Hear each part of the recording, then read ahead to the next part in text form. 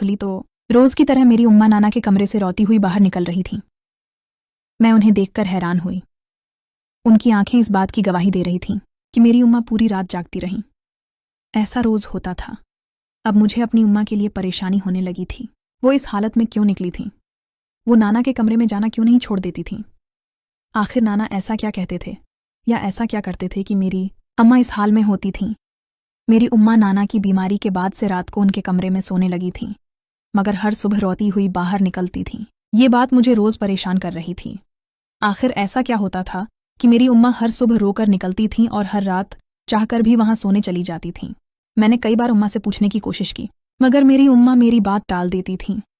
फिर मैंने सीधा पूछने के बजाय खुद हकीकत जानने का फैसला किया।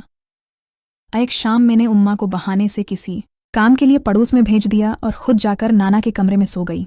नाना उस वक्त सो रहे थे। मुझे लगा कि अगर मैं यहाँ सो जाऊंगी तो उम्मा मुझे नहीं उठाएंगी और खुद दूसरे कमरे में जाकर सो जाएंगी। मगर जब मेरी उम्मा वापस आए और मुझे नाना के कमरे में सोता देखा तो वो बुरी तरह घबरा गईं। उन्होंने मुझे उठाने की बहुत कोशिश की, मगर मैं सोने का ड्रामा करती रही और उनके उस रवैये पर हैरान होती रही। अगर वो रोज यहाँ सो सकती थीं तो आज मुझे क्यों नहीं सोने दे रही थीं? थक हार कर उम्मा दूसरे कमरे में चली गईं। अब ये बात सिर्फ मुझे और मेरी उम्मा को मालूम थी कि आज रात मैं नाना के कमरे में सो रही हूँ। नाना इस बात से बेखबर थे। उनकी नज़र बहुत कमज़ोर हो चुकी थी। रात को जब नाना की आंख खुली तो उन्होंने अंधेरे में मुझे पहचाना नहीं और यही समझा कि हमेशा की तरह मेरी उम्मा उनके पास हैं। उन्होंने मुझे उम्मा समझकर जो हरकत की उसने मुझे अंदर से तोड़ दिया। उनके अल्फाज सुनकर मैं हल भी नहीं पा रही थी। मेरी आंखें खुली की खुली रह गईं। मैं जैसे पत्थर बन चुकी थी। नाना मेरे पास आ चुके थे और मैं अंदर ही अंदर कांप रही थी। मुझे उनकी बात पर अपनी उम्मा के लिए रोना आ रहा था और नाना के लिए दिल में एक अजीब सा एहसास था। मेरा दिल चाहता था कि मैं इस वक्त उन्हें बता दूं कि मैं सब जान चुकी हूं, मगर मेरे अंदर हिम्मत नहीं थी। एक ही रात में मेरी उम्मा के आंसुओं की वजह मेरे सामने आ चुकी थी और ये हकीकत मेरे लिए बहुत भारी थी। मेरा नाम साइमा है। मैं अपनी उम्मा की इकलौती बेटी हूँ। मैं हमेशा उन्हीं के साथ सोती थी। मेरे वालिद का इंतकाल मेरे बचपन में ही हो चुका था। मैं कुछ लापरवाह सी लड़की थी। मेरी उम्मा बहुत खामोश रहती थी, मगर मैंने कभी उनकी हालत पर तौजा नहीं दी। मुझे लगता था कि उनका मिजाज ही ऐसा है। नाना की 2 दुकानें थीं जिनसे घर का खर्च चलता था, मगर वो अपना ज़्यादा पैसा दोस्तों पर खर्च कर देते थे। पारो रहता था। आहिस्ता आहिस्ता वो बस्तर तक महदूद हो गए। उनकी देखभाल के लिए उम्मा ने बाकी काम छोड़ दिए और रात को उनके कमरे में सोने लगे। शायद उनकी खिदमत और लगन का असर था कि नाना की हालत पहले से बेहतर होने लगी। नाना का रवैया भी बदल चुका था। वो मुझे प्यार करने लगे, मगर मेरी उम्मा ज़्यादा खामोश और उदास होने लगी। रात को वो मुझे कहते कि तुम सो जाओ, मैं अभी आती हूँ, मगर सुबह ही वापस आती थीं। एक दिन मेरी आंख जल्दी खुल गई तो मैंने उन्हें फिर नाना के कमरे से रोती हुई निकलते देखा और वो सीधा गसल खाने में जाकर बंद हो गईं। मैं घबराकर नाना के कमरे में गई तो वो आराम से सो रहे थे। ये सब अब रोज़ का मामूल बन चुका था। उम्मा पहले कम बोलती थीं, अब बिल्कुल खामोश हो चुकी थीं। एक दिन मैंने हिम्मत करके उम्मा से पूछा तो वो घबरा गईं। उम्मा ने मुझे डांट कर चुप कर दिया, जैसे वो हमेशा करती थीं। मुझे हमेशा लगता था कि शायद उन्हें वालिद से मोहब्बत नहीं थी, क्योंकि मैंने कभी उनका नाम उनकी ज़बान से नहीं सुना था। बस नाना से मालूम हुआ था कि वालिद का इंतकाल दिल के दौरे से हुआ था। मगर अब उम्मा को इस हालत में देखकर मुझे पहली बार उनकी तकलीफ का एहसास होने लगा। मैं हर वक्त उम्मा को देखती रहती थी। अब मेरी भी रोज़ाना सुबह जल्दी आंख खुलने लगी थी। मैं उठकर उम्मा को रोती हुई देखती और नाश्ता बनाने में उनकी मदद करती। मुझे अपनी उम्मा की फिक्र होने लगी थी। मेरी उम्मा और मेरे दरमियान सहेलियों जैसा रिश्ता नहीं था कि मैं उनसे हर बात शेयर कर सकूं।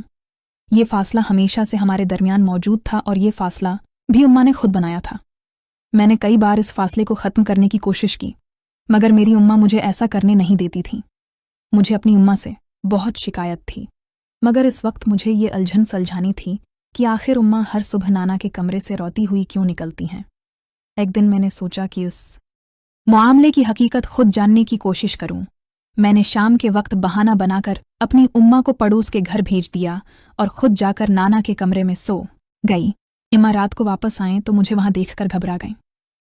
वो मुझे जगाने लगे, मगर जब मैं न जागी तो वो थक कर कमरे से चली गईं। मगर इस रात मेरे साथ जो वाकया पेश आया उसने एक ही लम्हे में उम्मा की खामोशी और उनके दुख का राज खोल कर रख दिया। और नाना के बारे में जो हकीकत मेरे सामने आई उसने मेरे होश उड़ा दिए। ऐसा तो मैंने कभी ख्वाब में भी नहीं सोचा था। मैं हमेशा उम्मा को ही गलत समझती रही, मगर आज पता चला कि मेरे नाना ऐसी हरकत कर सकते थे। आमा के जाने के कुछ देर बाद नाना ने आवाज़ दी तो मैं सांस रोककर लेटी रही। नाना ने अचानक जो बातें कहीं, उन्होंने मुझे अंदर तक हिलाकर रख दिया। वो कहने लगे, बेटी, मुझे इस गलती के लिए मुआफ़ कर दे, वरना इस बीमारी के बावजूद मुझे मौत नहीं आएगी। मैं हर लम्हा मर रहा हूँ, मुझे नजात दे दे। मैं जानता हूँ मेरा कसूर बहुत बड़ा है और तेरे सब्र को सलाम है कि तूने आज तक एक लफ्ज़ भी अपनी ज़बान से अदा नहीं किया, वरना मैं अपनी नवासी को क्या मुना दिखाता। मैं हैरान होकर पड़ी रही। मुझे समझ नहीं आ रहा था कि नाना किस कसूर की माफ़ी मांग रहे थे। उन्हां जिंदगी और अपने बेटे की मौत का जिम्मेदार मैं खुद हूँ। तेरी खामोशी मुझे अंदर से मार रही है। बेटी, मुझे रात को नींद नहीं आती, मुझे कब्र की सख्ती का खौफ आता है। नाना रोते हुए मुसलसल माफ़ी मांग रहे थे, मगर मैं साकत पड़ी रही। मुझे तो हमेशा यही लगता था कि मेरे वालिद की कुदरती मौत हुई थी, मगर नाना की बातें कुछ और ही बता रही थीं। मैं सच जानने के लिए खामोश रही, मगर अगले ही लम्हे नाना ने मुझे उम्मा समझकर जो हरकत की, मेरे होश उड़ गए। वो कानिपते हुए उठे और मेरे करीब आकर मेरे पाँव पर हाथ रखकर रोते हुए मुझसे मुआफ़ी मांगने लगे। कहने लगे, बेटी, मुझे माफ़ कर दे, मैंने बहुत बड़ा कसूर किया, इसीलिए अल्लाह ने मुझे ये सज़ा दी है। मैं बग़ैर किसी सहारे के सो नहीं सकता और बहुत तकलीफ़ में हूँ, मुझे कहीं सुकून नहीं मिलता। बेटी, मुझे माफ़ कर दे, इस कसूर की वजह से तेरी बेटी को यतीम करने वाला जालिम मैं खुद हूँ। मैं नाना की बातें सुनकर अंदर से हल गई। मेरे पाँव पर उनके हाथ रखने की हरकत ने मुझे साकिन कर दिया था। मेरी खामोशी से भी उन्हें कोई फ़र्क नहीं पड़ रहा था। शायद उम्मा भी इसी तरह खामोश रहती थी। इस रात में सो न सकी। नाना पूरी रात तड़पते रहे, मुआफ़ी मांगते रहे और मेरे जहन में नए सवाल जन्म लेते रहे। आखिर मेरे नाना ने ऐसा क्यों कहा था? क्या उन्होंने मेरे वालिद को मारा था? ये सोच कर मेरी हालत ख़राब हो रही थी। ऐसा लग रहा था कि मेरा दिमाग फट जाएगा अगर मुझे जल्दी अपने सवालों के जवाब न मिले। अब मैं एक और सच की तलाश में निकल पड़ी। नाना किस कसूर की बात कर रहे थे? उन्होंने मेरी उम्मा के साथ किया था, और मेरे वालिद कैसे और क्यों मरे थे? सुबह के करीब नाना थक कर बस्तर पर गिर पड़े और कांपती आवाज़ में नींद की गोलियां मांगने लगे। मैं बस्तर से उठी, दवा उठाई और एक गोली पानी के साथ उन्हें दी। उन्होंने खामोशी से दवा खाकर आंखें बंद कर लें। एक वक्त था जब मुझे अपने नाना पर तरस आता था, मगर आज मैं खुद ऐसी कैफियत में थी कि उनके लिए मुझे कोई हमदर्दी महसूस नहीं हो रही थी। मुझे ऐसा लग रहा था कि नाना ने मेरे वालिद को मरने का सबब बने। आज वो मुझे अपने बाप के कातिल लग रहे थे, मगर पूरी हकीकत मुझे मेरी उम्मा ही बता सकती थी। मैं जानती थी कि उम्मा आसानी से कुछ भी नहीं बताएंगी। सुबह मेरी हालत उम्मा जैसी थी। मेरी आंखें सारी रात जागने की वजह से सूज चुकी थीं। मुझे ये बात समझ आ गई थी कि मैं पूरी रात नाना की माफ़ियाँ सनती हुई सुबह तक पहुंची हूँ, मगर शायद उम्मा ने उन्हें मुआफ़ नहीं किया था, क्योंकि वो आज भी मुआफ़ी मांग रहे थे। अगर उम्मा ने उन्हें मुआफ़ कर दिया होता तो वो यूं बार बार मुआफ़ी न मांगते। इसका मतलब था कि नाना ने उम्मा के साथ बहुत बुरा किया था, जिसे मेरी नर्म दिल उम्मा मुआफ़ नहीं कर पा रही थी। अगली सुबह उम्मा ने मुझे देख कर अपनी नज़रें चरा लें। उम्मा मुझे सख्ती से कहने लगे, आज के बाद अपने नाखी थी। मैं उम्मा के जवाब से मुतमईन नहीं थी। मैंने कहा, नाना रात भर माफ़ी क्यों मांग रहे थे? आधा सच में जान चुकी हूं और अब पूरी हकीकत जानना चाहती हूं। मैंने उम्मा के आगे हाथ जोड़ दिए। मैं अपनी उम्मा को मजबूर करने की कोशिश कर रही थी, मगर उम्मा ने मुझे खामोश करा दिया। लेकिन इस बार मैं ज़िद पर आ चुकी थी। जब मैंने बार बार सवाल किया तो मेरी उम्मा मेरे अल्फाज सुनकर परेशान होने लगें। उम्मा कहने लगें कि वो नहीं चाहते कि मैं नाना से नफ़रत करने लगूं। जो कुछ ज़िंदगी में होना था वो हो चुका और अब वो इस मामले को आगे नहीं बढ़ाना चाहती थीं। आखिरकार मेरी उम्मा ने अपनी ज़िंदगी की तल्ख हकीकत मुझे सुना दी। उम्मा की कहानी सुनकर मेरी आंखों से आंसू बहने लगे और अपने नाना की उस कदर कमतर शख्सियत को जानकर मुझे दुख हुआ। मुझे उन्हें नाना कहने में शर्म महसूस हो रही थी। वही मेरे वालिद के कातिल और मेरी उम्मा के लिए अजियत का सबब थे।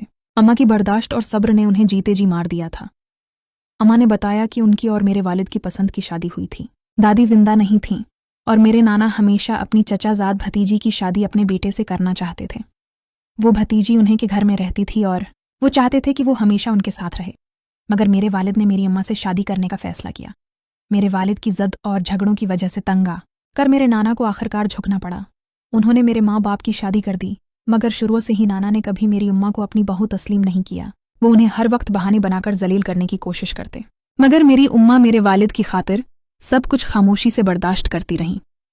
उन्हें सख्ती के उन हालात के दौरान ही उम्मा को मेरे आने की खुशखबरी मिली। मेरे माँ बाप दोनों खुश थे, मगर मेरे नाना को बहुत गुस्सा आया। नाना की भतीजी ने भी हर मुमकिन कोशिश की कि मेरी पैदाइश न हो सके, मगर मैं अपने वक्त पर दुनिया में आ गई। मेरे आने पर मेरे वालिद बहुत खुश थे। वो मुझसे मोहब्बत करते थे। नाना और उनकी भतीजी की साजिशें बढ़ती जा रही थीं। मेरी उम्मा खामोशी से अपनी दुनिया में मसरूफ़ थीं। उन्हें अंदाज़ा नहीं था कि उनके ससर इस हद तक गर जाएंगे। जब मैं चंद माह की थी तो नाना और उनकी भतीजी ने मेरे वालिद के सामने मेरी उम्मा की किरदार कशी शुरू कर दी। वो उम्मा के फ़ोन पर गलत कालें करवाते और घर के बाहर अजनबी मर्द को खड़ा करा देते। मेरे वालिद इन बातों पर परेशान हुए और उम्मा से सवाल करने लगे। इम्मा ने सच बताया कि वो इन लोगों को नहीं जानते। मेरे वालिद को इन पर एतमाद था, इसलिए थोड़ी देर के लिए सब कुछ थम गया, मगर फिर हालात मज़ीद ख़राब होने लगे। एक दिन मेरे वालिद काम से वापस आए तो उन्होंने अपनी बीवी के साथ एक अजनबी मर्द को देखा। वो ये मंजर बर्दाश्त न कर सके।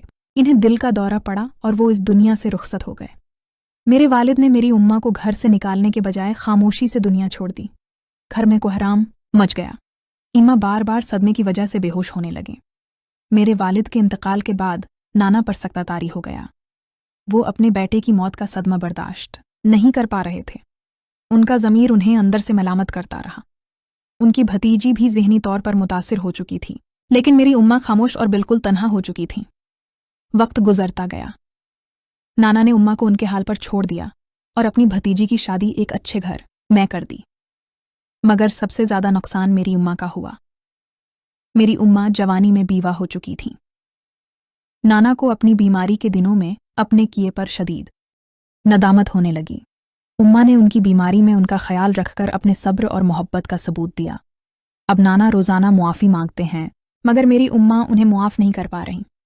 उन्हें हर बार अपने शोहर की मौत याद आती है।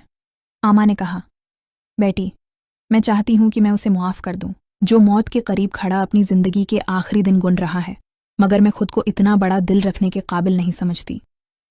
अगर उसने मेरे शवहर को सईदा कत्ल क्या होता तो शायद मैं उसे मुआफ़ कर देती, मगर जो कुछ उसने किया, उसने मेरे शवहर की इज्जत और उसकी जान दोनों छीन ले।